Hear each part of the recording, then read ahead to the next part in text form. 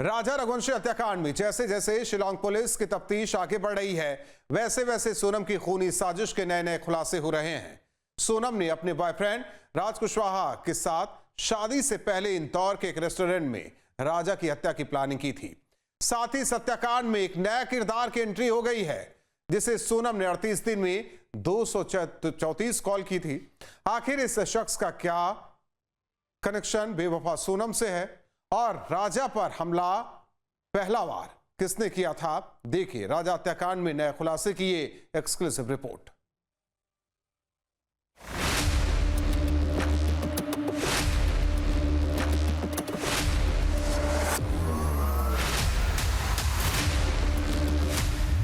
खुल रही है बेवफा सोनम की साजिश की एक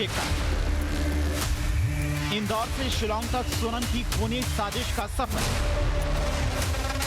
इंदौर के रेस्टोरेंट में खूनी प्लानिंग, शिलांग में राजा का कत्ल। बेवफा सोनम की खूनी साजिश की हर एक परत अब धीरे धीरे खुलती जा रही है। शादी से पहले ही सोनम ने पति राजा की हत्या की खूनी स्क्रिप्ट से तैयार कर ली थी। सोनम ने अपनी बॉयफ्रेंड राज कुशवाहा के साथ इंदौर के रेस्टोरेंट में राजा की हत्या की प्लानिंग तैयार की।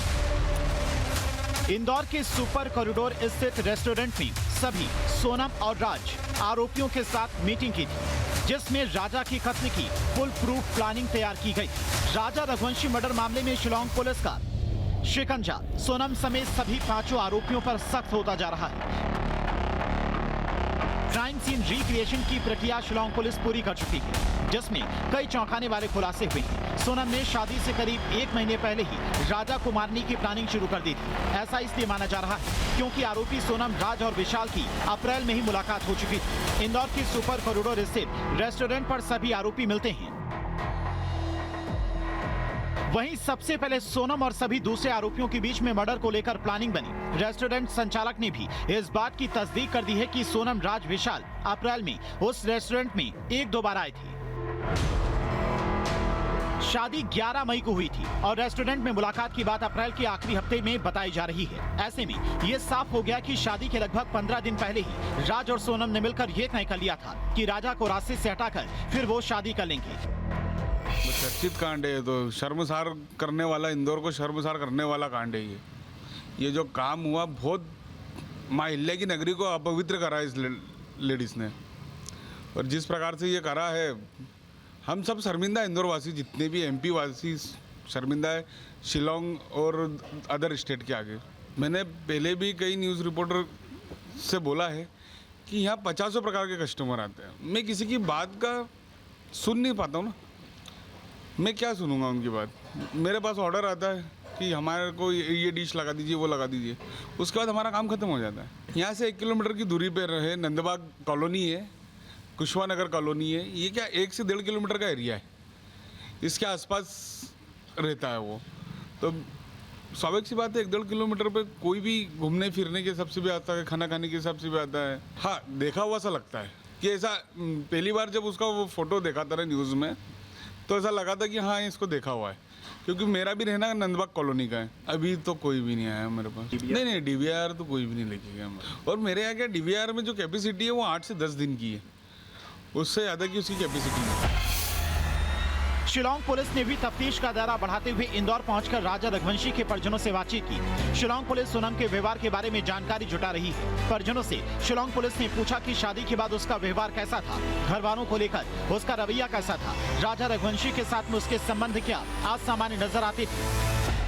ये सोनम पुलिस जो आई थी, वो सबने पूछा के हिसाब से आई थी। तो सोनम का व्यवहार कैसा था, आपसे बातचीत करी, उसने किस टाइप से आपको व्यवहार लगा था, इस टाइप की सारी बातें जो थी उसने पूछी थी। शादी से लेके उन्हें शादी पूछा, तो शादी से बात सोनम यहाँ कितने दिन रही है और सोनम का व्यवहार कैसा लगा आपको लोगों को। तो हम लोगों ने कही बोला, मैं हम लोग को 1.5 का महीना लगा था, हम लोग सामने से जाए नहीं, हम लोग को देख नहीं पाया था कभी। वहाँ पे क्या उसने, यहाँ पुलिस ने कुछ बताया वहाँ पे किस तरह का उसने और को बयान में कबूला है क्या? नहीं, इसके बातें बताई नहीं कुछ। तो शादी के बाद जो 4 दिन यहाँ रही है, तो आप लोगों का व्यवहार इसमें कैसा रहा, कैसा नहीं रहा है। तो मैं तो बोला फिर बोल रहा हूँ, 1.5 का महीना लगा था, हम लोग से शक्ल देख नहीं पाता कभी आया ना, मैं ना मेरा भाई से पूरे परिवार से पूछताछ करी थी? नहीं, परिवार में मम्मी हम लोग सामने बैठे हुए थे, हमसे पूछा, उन्हें नॉर्मली जो पूछते हैं उन्हें। जाहिर है कि हर गुजरते दिन के साथ में सोनम पर पुलिस का शिकंजा सख्त होता जा रहा है। उसके खिलाफ लगातार मिल रहे सबूत भी गवाही दे रहे हैं कि राजा रघुवंशी मर्डर मामले की मास्टरमाइंड वही है। हैरानी इस बात की है कि हनीमून के बहाने शिलांग ले जाकर अपने पति राजा की हत्या करने वाली शातिर सोनम शादी की तैयारियों के साथ राजा की हत्या की प्लानिंग भी कर रही थी। पहले वो सुपर कॉरिडोर के रेस्टोरेंट में जाकर राज से हत्या की प्लानिंग की मीटिंग करती थी और फिर राजा के साथ शादी की तैयारियों के लिए खरीदारी। राजा के परिवार वालों को सोनम ने कभी जाहिर नहीं होने दिया कि उसके दिमाग में क्या चल रहा है। राजा रघुवंशी हत्याकांड में नए किरदार की एंट्री। 38 दिनों में 234 कॉल। क्या है बेवफा सोनम से कनेक्शन? राजा हत्याकांड में एक और चौंकाने वाला खुलासा हुआ। पुलिस जांच में सोनम की कॉल डिटेल से पता चला कि वो संजय वर्मा नाम के एक व्यक्ति से संपर्क में थी। सोनम ने 38 दिनों में संजय वर्मा को 234 बार कॉल किया और उसका नंबर संजय वर्मा होटल के नाम से सेव किया था। पुलिस की जांच में यह स्पष्ट हो गया कि राजा रघुवंशी हत्याकांड में राज कुशवाहा के अलावा अन्य लोग भी शामिल हैं। इस बात का पता लगाया जा रहा है कि आखिर संजय वर्मा कौन है। राजा के मर्डर के बाद से ही संजय वर्मा का फोन स्विच ऑफ आ रहा है। राज और सोनम ने ही राजा की हत्या की साजिश रची थी। अंदेशा लगाया जा रहा है कि दोनों ने संजय वर्मा के नाम पर मोबाइल नंबर लिया हो, जिससे हत्याकांड के बाद पुलिस की जांच से बचा जा सके। राजा हत्याकांड में शामिल विशाल, आकाश और आनंद ने भी नई सिम ली थी। राजा को मारने के बाद तीनों आरोपियों ने नंबर बंद करके सिम फेंक दिया था। अब सच्चाई को जानने के लिए पुलिस संजय वर्मा नाम के संदिग्ध की तलाश में जुट गई ताकि सोनम की खूनी साजिश की पूरी सच्चाई सामने आ सके। शिलांग पुलिस मंगलवार सुबह राजा रघुवंशी मर्डर केस के आरोपियों को लेकर सोहरा पहुंची थी। सोहरा की वेज साबडोंग फॉल्स पर क्राइम सीन रिक्रिएट किया गया, जिसके बाद खुलासा हुआ कि पूर्वी खासी हिल से एसीपी विवेक सेम ने मौके पर बताया। हमें पता चला कि राजा को धारदार हथियार से मारा गया था। सोनम ने राजा पर हमला करने का इशारा किया था। इशारा मिलते ही विशाल उर्फ विक्की ने दोनों हाथों से वार कर दिया। राजा के सिर से खून बहने लगा। घटना के वक्त सोनम सामने थी, राजा उसके पीछे था। She has already admitted to the offence and all that, and we have played out the reconstruction today, whereby where she was standing, what was her role out there. So everything has been played out today. I've already told you how these three people, the three men and all that, actually had hit Raja, and Sonam was there, and then she had destroyed the phone and all that, and so that's how it happened. So already hit Raja. This is pre-planned. And Raja has been hit by all three. All three. Thrown the body, sir? All three have thrown the body. Raja हत्याकांड का scene recreate. Scene number 1।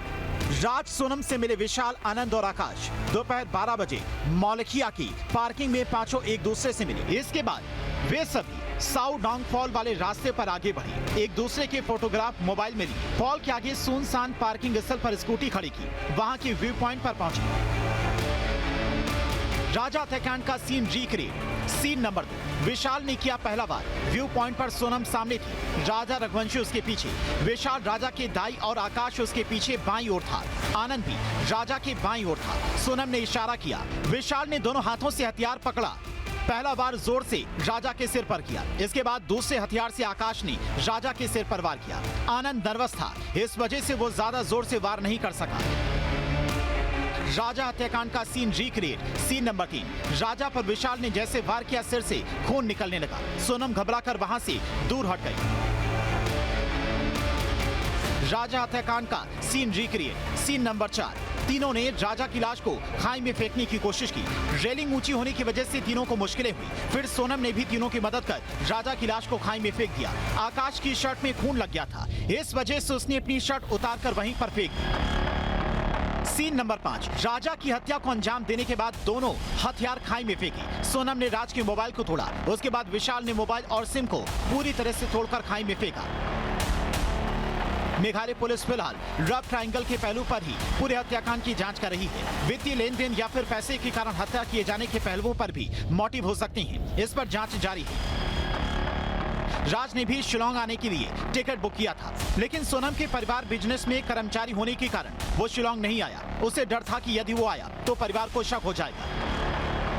अब 19 जून यानी कि गुरुवार को सोनम समेत सभी आरोपियों की कोर्ट में पेशी होगी। मेघालय पुलिस सभी आरोपियों की रिमांड बढ़ाने की मांग करेगी ताकि उनसे पूछताछ कर सोनम की खूनी साजिश की पूरी सच्चाई को वो दुनिया के सामने ला सके। क्राइम कंट्रोल के लिए टीम न्यूज़ स्ट्रीट। जहां भक्ति है हर शब्द में, कथाओं में छुपे हैं दिव्य रहस्य और ज्योतिष देता है जीवन को दिशा। धर्म से जुड़ी हर बातों को जानने के लिए हमारे चैनल स्तुति को सब्सक्राइब करें। चैनल पर जाने के लिए इस लिंक पर क्लिक करें।